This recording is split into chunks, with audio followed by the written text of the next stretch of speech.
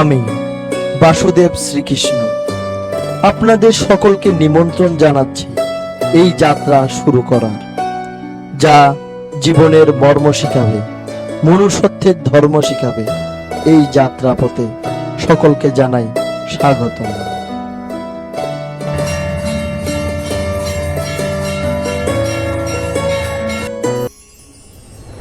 মথুরার রাজা উগ্রসেন, তাকে বন্দী করে তার পাপী পুত্র কংস স্বয়ং রাজা হয়ে বসেছিল।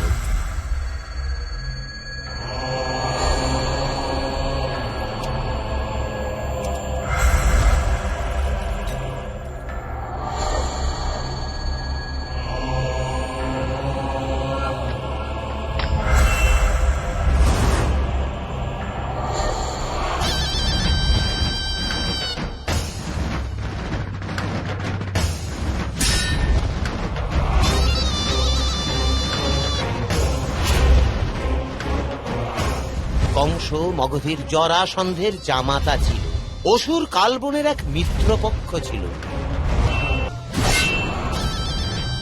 লোভী, পাপী সে, হারি অনাচারী, সমগ্র যাদবের কাছে ছিল সে অত্যাচারী। প্রজাদের করত সে অযথা পীড়ন, পাপের মার্গ তাই করে নির্বাচন। কপট, ক্রোধী, কামী সে, সর্ব অপরাধের স্বামী সে।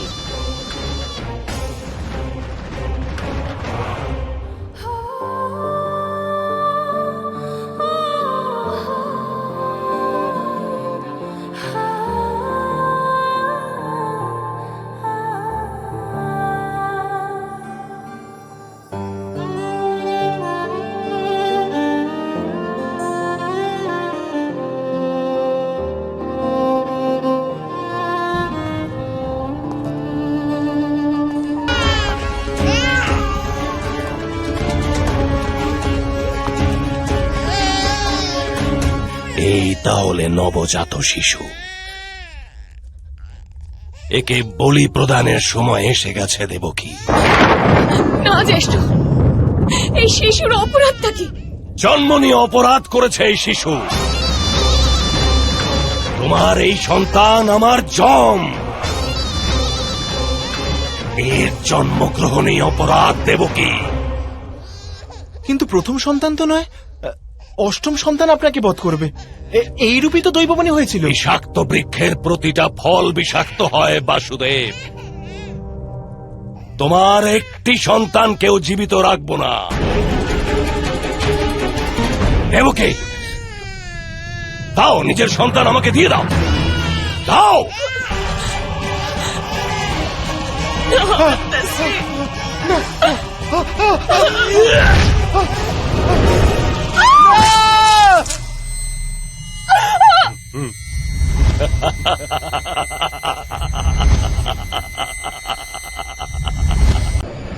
এই প্রকারে পাষণ্ড কংস দেবকী ও বাসুদেবের সমস্ত সন্তানকে হত্যা করে দিল। এবার অষ্টম গর্ভের সময় হল।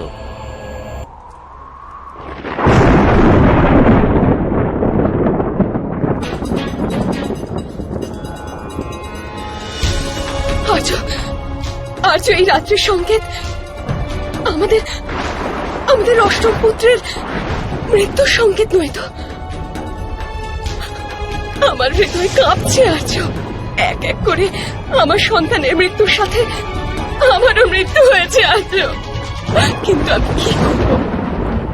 এই অষ্টম পুত্রকে জন্ম দেওয়া আমার কর্তব্য, আর সেই জন্য নিজের প্রাণ ধারণ করে আছি।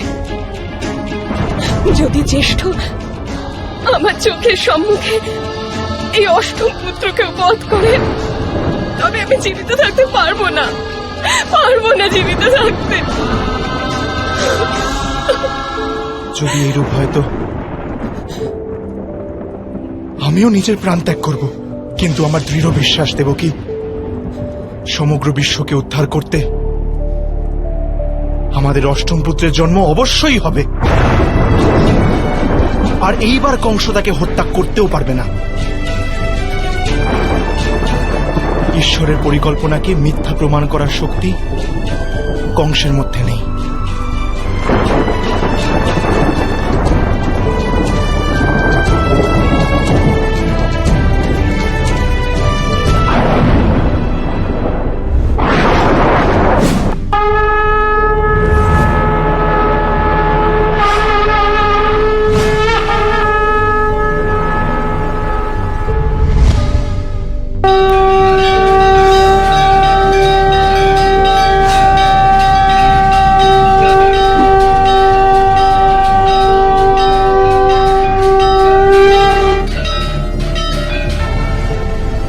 ভয় ধারণ করার প্রয়োজন নেই যাদব শ্রেষ্ঠ বাসুদেব। দেবকন্যা দেবকী, আপনার কল্যাণ হোক। প্রেমে স্থান প্রতিযোগিতা, আর করুণা স্থান অহংকার নিয়ে নেয়। রাজা নিজেরই প্রজাদের শোষণ করে, সত্য থেকে অধিক ক্ষমতার মোহ প্রকট হয়ে যায়। তখনই আমি জন্মগ্রহণ করি। আজ আবার অবতার রূপ ধারণ করার সময় উপস্থিত হয়েছে আমার সম্মুখে। আমি স্বয়ং আপনার পুত্র হয়ে আপনার কোলে খেলব মাতা।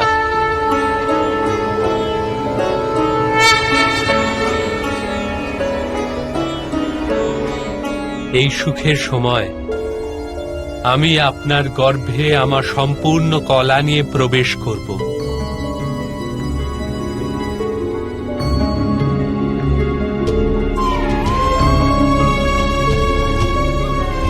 সমগ্র সংসারকে আশীর্বাদ প্রদানকারী বিষ্ণু আপনার আশীর্বাদ প্রার্থনা করছে।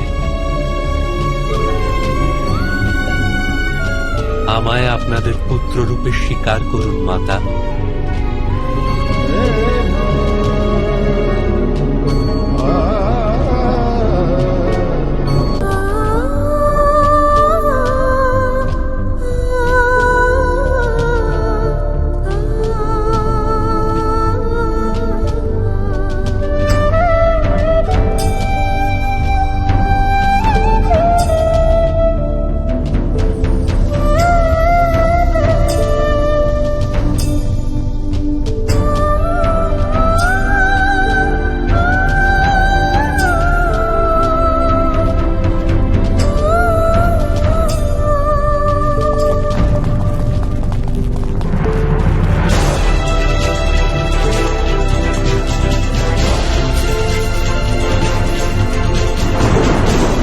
আমি আমার পুত্রকে গোকুলে নিয়ে যাচ্ছি। ওখানে মিত্র নন্দের কাছে এ সুরক্ষিত থাকবে। কিন্তু কিন্তু কি করে আছো? এখানে কারাগারের দুয়ার বন্ধ, বাইরে বাইরে সেনাবাহিনী পাহারারত। এত বৃষ্টি হচ্ছে, নিশ্চয়ই যমুনায় বান এসেছে। এই পরিস্থিতিতে আপনি সদ্যজাত শিশুকে নিয়ে গোকুলে কি করে পৌঁছবেন? না আজ না।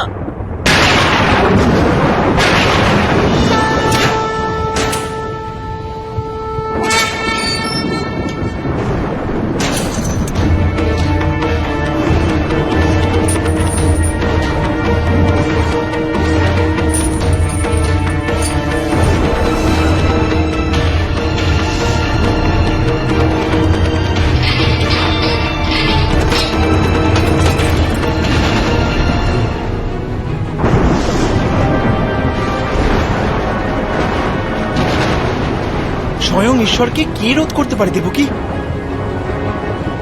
একে আশীর্বাদ করো।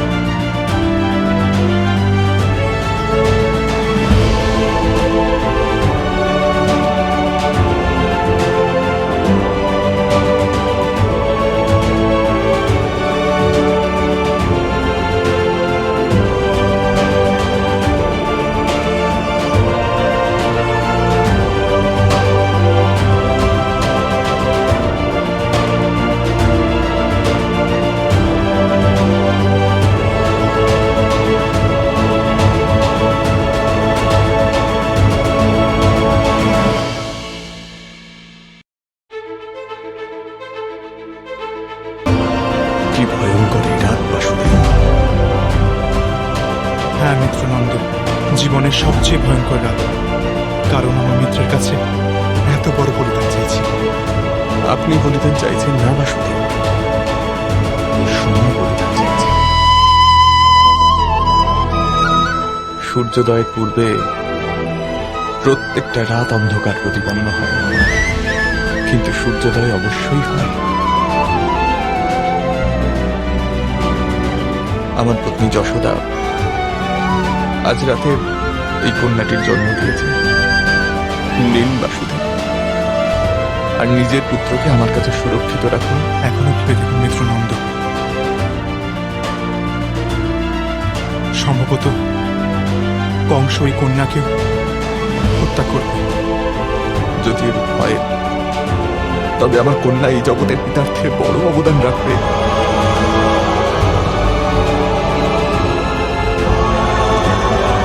নিন বাসুদেব, নিয়ে যান একে।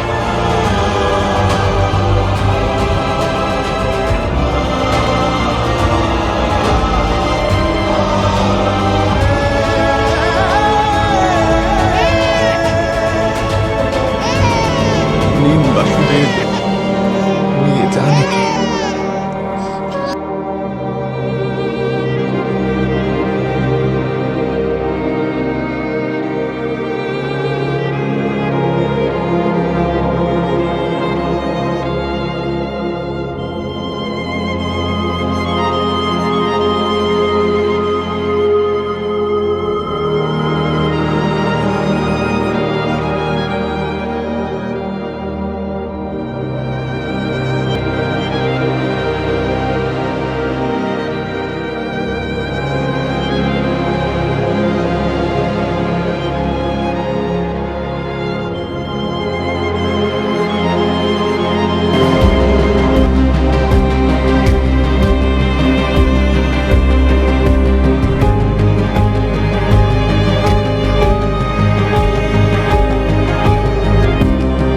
মহারাজ, বালকের জন্ম হয়ে গেছে।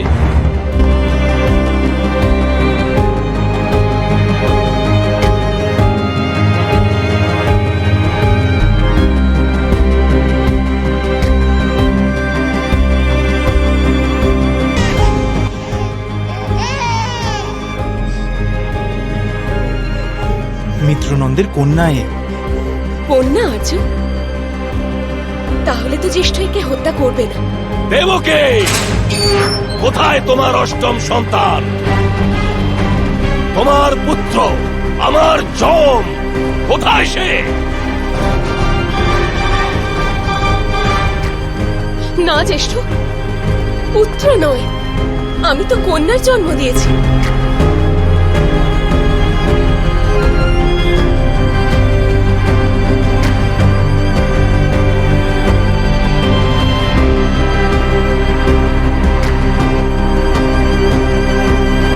তোমার অষ্টম সন্তানকে আমি জীবিত ছেড়ে দিতে পারি না। পুত্র অথবা কন্যা, তাকে বধ করতেই হবে। দাও, আমাকে দাও। না, একে ছেড়ে দিন জ্যেষ্ঠ, ছেড়ে দিন। আমাকে ছেড়ে দাও। জ্যেষ্ঠ, জ্যেষ্ঠ কিচ্ছু করেনি জ্যেষ্ঠ। দেবকীর অষ্টম সন্তান, তুই হবি আমার যম। আমার কন্যাকে ছেড়ে দিন, ছেড়ে দিন ওকে জ্যেষ্ঠ, জ্যেষ্ঠ, জ্যেষ্ঠ। না, আমার কন্যাকে ছেড়ে দিন, জ্যেষ্ঠ, ছেড়ে দিন ওকে। জ্যেষ্ঠ!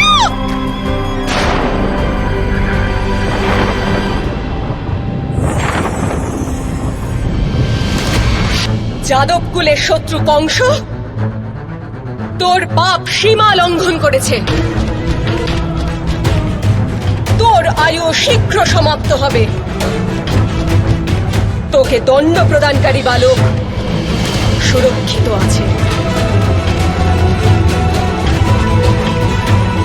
আর যথাযথ সময়ে সে তোকে বধ করবে।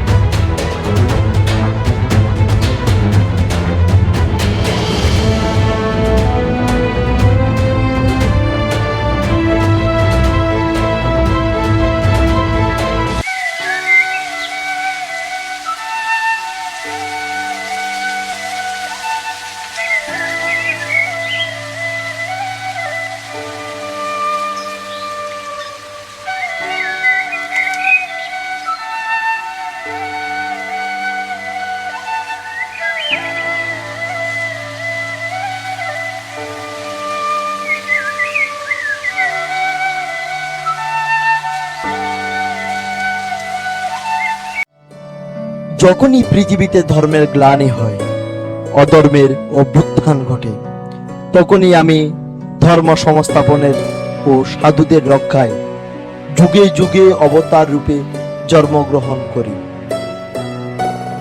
মানুষ রূপে যে স্ত্রীলোকের গর্ভ হতে উৎপন্ন হয়, সে পঞ্চভূতে সৃষ্ট শরীরের নিয়ম দ্বারা আবদ্ধ থাকে। তার জীবনের জন্ম, বার্ধক্য, রোগ আর মৃত্যু, এই চারটি প্রভাব নিশ্চিতভাবে থাকে। যখন সমাজে বিস্তৃত অধর্মের নাশ করে ধর্ম সংস্থাপনের ইচ্ছা প্রত্যেক মানুষের হৃদয়ে জন্ম নেয়, যখন পাপ তার সীমা লঙ্ঘন করেন, তখন ধর্মের রক্ষার্থে ঈশ্বর অলৌকিক কার্য করে থাকেন।